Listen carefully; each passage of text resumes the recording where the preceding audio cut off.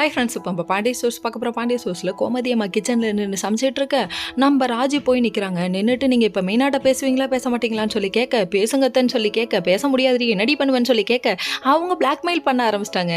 உன்னெல்லாம் விட்டு வைக்கிறதே தப்புன்னு சொல்லிட்டு அவங்களோட கல்யாணத்தை பற்றி இடுக்க, அக்கா மயிலக்கா நான் ஒன்று சொல்கிறேன்க்கா நீங்கள் கொஞ்சம் கேளுங்க அக்காங்கிறாங்க. கடைசியில் என்னக்கான்னு சொல்லிட்டு கிட்ட வந்தப்போ ஒன்றும் இல்லை அப்படின்னு சொல்லிட்டு பொங்கடி கம்முன்னு அப்படின்றாங்க.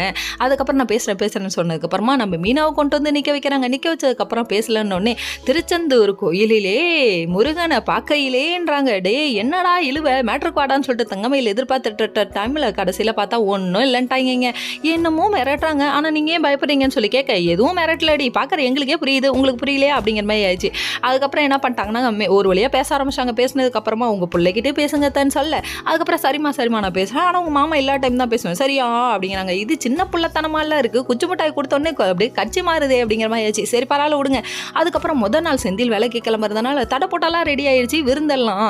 அதுக்கப்புறம் எடுத்துகிட்டு வந்து கொடுக்கலான்னு இங்கே வர நம்ம மீனா ஒரு பக்கம் ஐயோ ட்ரெஸ்ஸில் செம்மையாக இருக்குன்னு சொல்லிட்டு க்யூட்டாக இருக்கேன்னு கிள்ளி விட்றாங்க. டே நான் அப்படி நடுவில் நிற்கிறேன்டா என்ன பாருங்கடான்னு இருக்க ரியாக்ஷனு நம்ம கதிருக்கு.